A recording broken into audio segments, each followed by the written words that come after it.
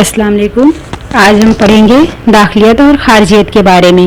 داخلیت دخل سے ماخوذ ہے اور داخل کا اسم صفت ہے جس کے لغوی معنی اندر، وارد، پہنچا ہوا اور باطن ہے۔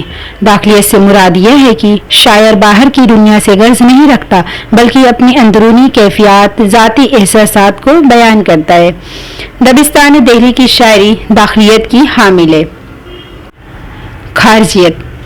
خارجیت خارج کا اسم صفت ہے۔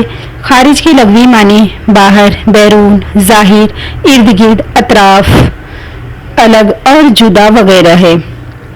خارجیت داخلیت کی ضد ہے۔ خارجی شاعری میں شاعر اپنی ذات سے ہٹ کر کائنات کا مطالعہ کرتا ہے۔ خارجیت میں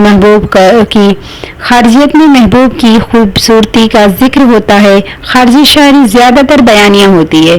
اس میں مختلف مناظر اور واقعات کی عکاسی ہوتی ہے۔ میر انیس اور مرزا دبیر کی مرثیوں میں صبح کا منظر، گرمی کا سماں، جنگ و جدل، گھوڑوں اور تلواروں کی تعریف خارجی شاعری کی عمدہ مثالیں ہیں۔